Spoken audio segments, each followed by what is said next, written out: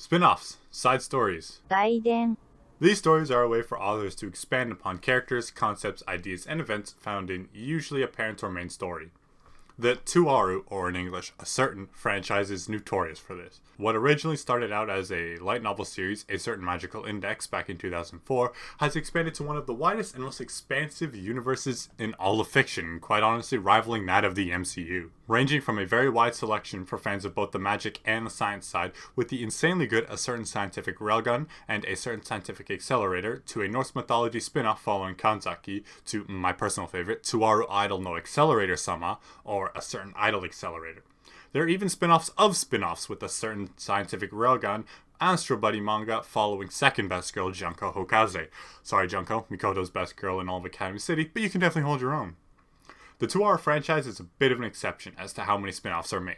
Something like Danmachi is more of an example, with the main story of Bell and Hestia and a side story, Sword Oratoria, following Eyes.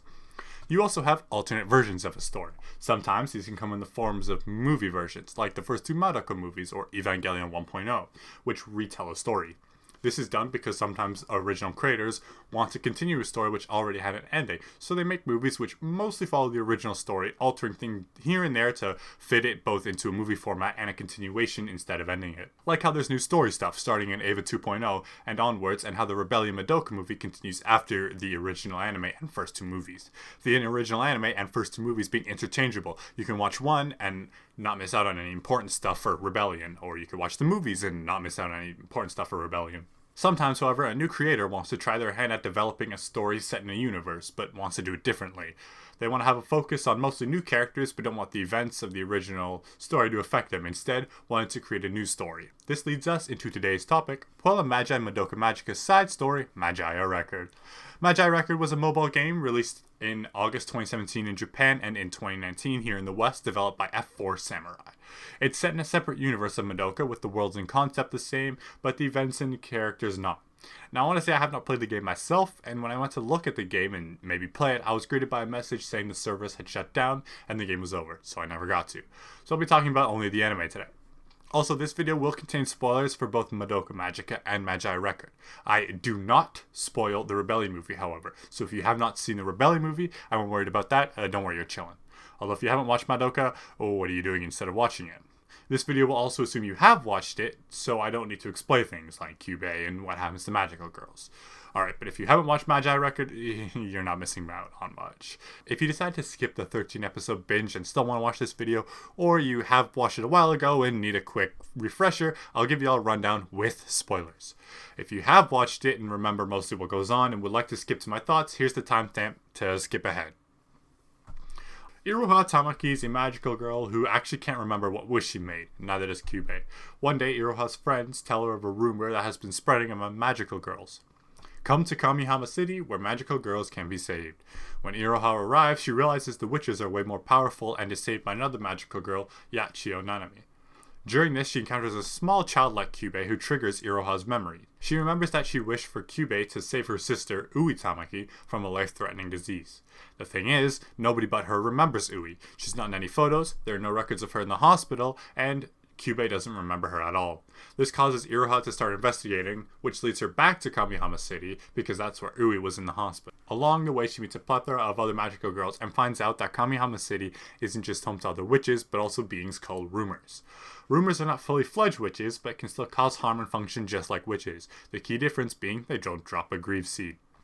This is fine, however, because we learn that in Kamihama City, and only in Kamihama City, when the soul gems of magical girls get too clouded, they turn into what is revealed later as a doppel. A very powerful creature takes over their bodies, gets them out of whatever danger they're in, and reverts them back to normal with their soul gem fully clear. After more digging, Iroha discovers the Wings of Magius, a secret organization with the goal of stopping all magical girls from becoming witches and meeting their fate. It's not revealed how yet, but the Wings of Magius are the ones responsible for spreading and developing the rumors that have been going around, and can also make and control witches, as they have been growing and developing witches inside these rumors. They have also been taking and hoarding witches from the surrounding areas, and because of this, we also get to see 3 of the 5 main casts from the original appear. Kyubey asks Mami to investigate Kamihama City because every time he enters he loses consciousness and wants to know why all the witches are being hoarded, and Kyoko shows up because she wants to hunt witches since they're all in Kamihama City. And finally, Sayaka shows up at the last episode for the final fight, which I'll talk about a little later. At the end of the season, Iroha and her friends go to meet the wings of Magia to find out one of the leaders was a friend of both Iroha and Ui, back when Ui was supposed to be in the hospital. Turns out she doesn't remember either Ui or Iroha. The leader then proceeds to reveal the truth about magical girls to Iroha and her friends, the whole soul gem thing, what happens when they turn to witches, as well as say that the doppel system is something she created. Then a bunch of fighting ensues, and it's revealed that Mami has joined the wings of Magius. She starts fighting Iroha when Sayaka comes in and starts fighting Mami. There's also hinting and stuff that Mami's been brainwashed in some type of way. The season ends with a big hole in the floor opening, Mami pulling Iroha into it, the leader girl giving a speech about magical girls being saved to her cult, and a season 2 announcement.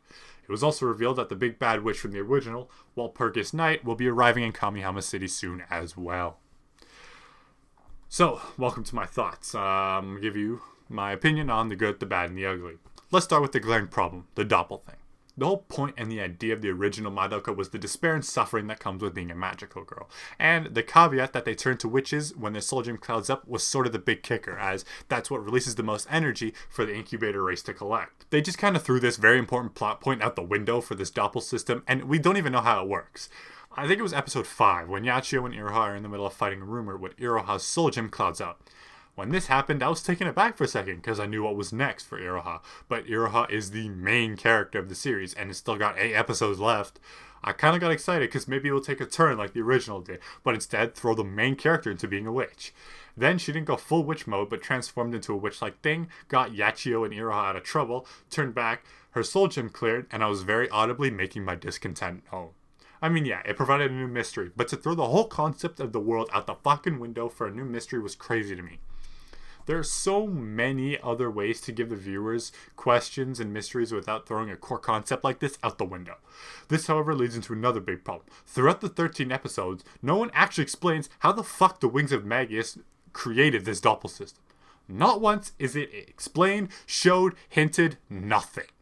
How can you uproot a core story device and not explain it? Like there's creating mystery in a story, then there's creating mystery and just not fucking answering. I get we'll finally get some answers in season 2, but come on, not even hinting at or showing what the solution is was ridiculous. This ties into the problem with the Wings of Magus as a whole.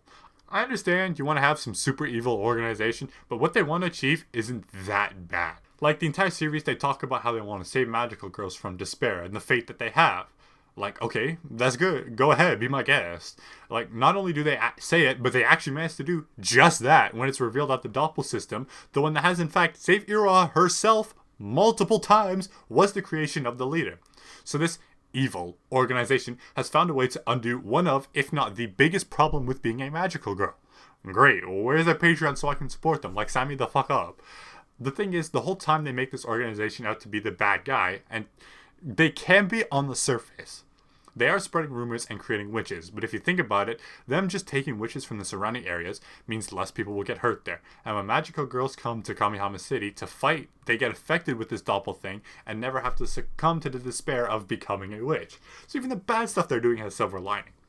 The reason I have this train of thought is honestly because we have no idea how the doppel system works. Now we don't know why they're hoarding witches and spreading rumors, but it'll probably be revealed that the doppel system operates on the pain and suffering of those trapped in the rumors, or something dark like that. Then okay, maybe I will consider them to be an evil cult they are supposed to be.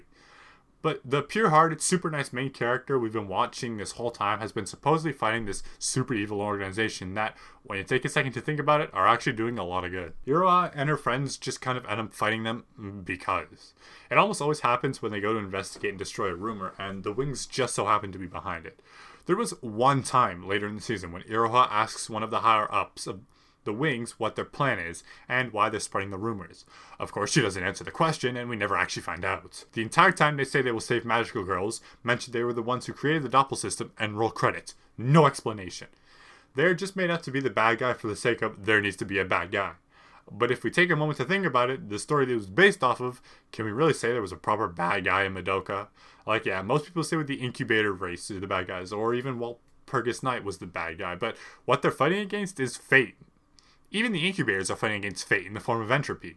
So if we traced it back, technically, the real bad guy is the second law of thermodynamics. Despite not having a clear-cut bad guy, Madoka excelled at its storytelling, showing the girls were clearly up against something greater than themselves. And it took a fucking rewrite and a whole ass new law of the universe to save the day. Magi Records seemed to fail at being able to write that in depth and decided to go for the plain evil people doing harmful stuff. Now, we're not actually going to explain why and how they're bad, but instead provide evidence of the contrary. If they put the inevitable twist of they're actually doing something really bad to save magical girls, it was very poorly foreshadowed and hinted at. And if they want to throw a curveball and reveal the organization is good, why couldn't they characters have told Iroha and company that from the start, get them to join and avoid all this pointless fighting? Speaking of Iroha and company, they are copy and paste from the original. Iroha is a nice, earnest, pure-hearted girl who wants to help everyone she can, like Madoka. She even has the pink thing going on. Yachio is a cold, emotionless girl with a tragic backstory who knows the truth about being a magical girl, exactly like Homura. Felicia is a tsundere-esque girl who's impulsive and selfish, like Kyoko. Tsurino is a genki, energetic, outgoing girl who goes with the flow, exactly like Sayaka. And because Mommy plays an important role for the final girl, Sana, they decide to do the shy, closed-off girl who has no friends, like Glasses and Braids Homura. No, they're not bad characters or anything, and their personalities work well, but that's because the original is so well written, so don't fix what's not broken, I guess. It's still super lazy, though. Now, because this is a gacha game, you gotta do the whole stuff the waifus thing. For the first 3-ish episodes, Iroha meets another group of magical girls, not the ones I just mentioned, when she first arrives in Kamihama City. The names I forget, honestly. She makes friends, and it seems like these 3 are going to be her main friends. Then, she meets other ones, and the original 3 fall off the face of the earth until the last couple of episodes, when they also find out the truth about magical girls. But by that point, I've already spent another, 7 or 8 or 9 episodes getting to know the other ones I just mentioned, so I don't really care about them anymore. Now, animes based off of gacha games can be very finicky. You have to strike the perfect balance of having enough exposition, world building, and make sure you have a main core of characters and stick to it so that new people can enjoy the franchise, while also stuffing in references and waifus to appease the fans of the game. I'm someone who's been in both situations. Earlier this year, I watched Princess Connect Redive, and I haven't played the game, but it was solid anime all around. It focused on the main 4 of the Gourmet Guilds and their adventures, but also clearly had references and other characters for fans of the game. Some I didn't get, but none of it hindered my enjoyment. I've also been on the other side of that, because I've played Kansai Collection, so when I watched the anime, I understood all of the references, the characters that appear in the background, and got the subtle jokes, like how I think one time Kongo made a one-liner about compass fairies being nice to her, or something like that. That's something a new viewer might not get, but I did, because I played the game.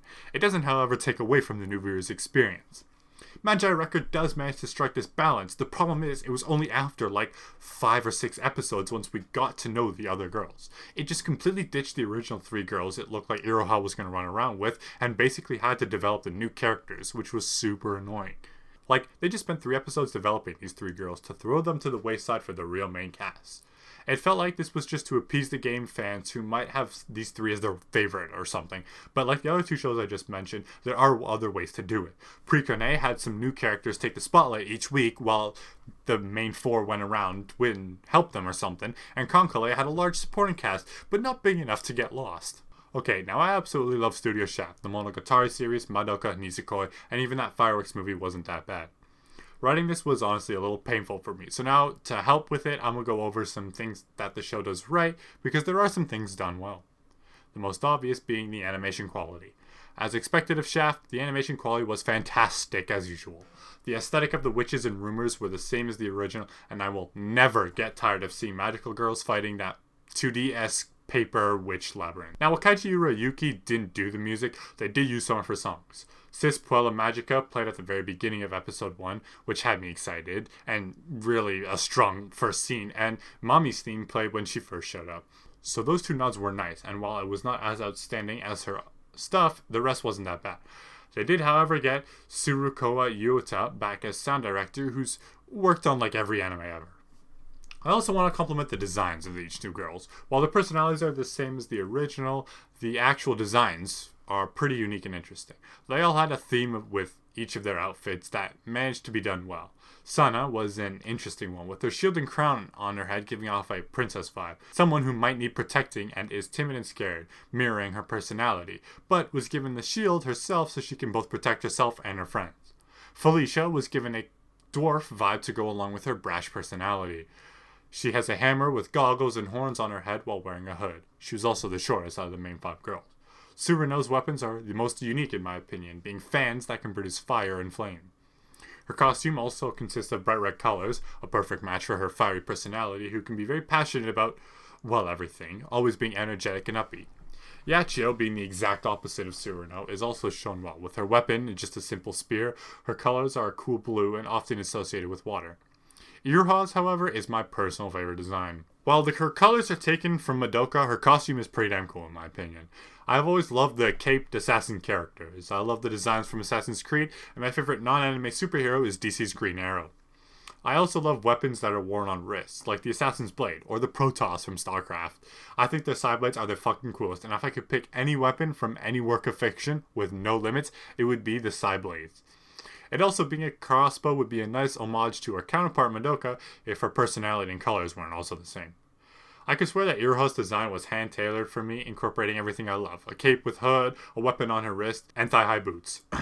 It also matches her well. Iruha is someone who doesn't like head-on conflict and wants to avoid it where possible, so having a theme of an assassin suits her well. Now, kind of touching on my last criticism, once it finally did get its footing, overall it wasn't that bad. When we finally meet the proper cast and get to know them is when the story hit its peak. At best, it was a kind of enjoyable Monster of the Week magical girls show that so happened to be set in the same universe as Madoka. For the midsection of the show, they would spend every new episode hunting a new rumor, usually getting affected by it and defeating it. Then there would be a fight or confrontation with the wings of Magia, hinting at something bigger at play. I enjoy this kind of storytelling a lot. I grew up watching Doctor Who and Star Trek The Next Generation, which were both like this. Every week there would be a new problem and monster, fight it, and usually win, with foreshadowing that there was a bigger, season-long problem at play, with the final couple of episodes being a big payoff. Magia Record did the first half right, but completely forgot to answer any questions they had, failing to resolve the mysteries they created in a satisfying manner, while leaving enough for Season 2. The biggest problem is that they overturned the core concept of the world and did not explain it all for the sake of a cliffhanger. The end of Season 1 was a cliffhanger enough, and it did not need to be pointless mystery. Usually end of season cliffhangers reveal a big thing and roll credits, so the viewer comes back for Season 2 to find out what happened. Using the "actually we're not going to explain anything" tagline for Season 2 is not a good pull and was super frustrating to watch. Extreme story problems aside, Studio Shaft managed to work its magic visual-wise, so overall a 5.7 out of 10. Glaring story problems, but visually well done. Hopefully the story in Season 2 is better done, and I can maybe revisit the score. I'll likely make a video on Season 2 when it comes out, but as of right now there's no date, so all I can do is hurry up and wait. Can't even play the game, SMH. Anyway, those are my thoughts on Puella Magi Madoka Magica's side story, Magi Record. Thanks for watching.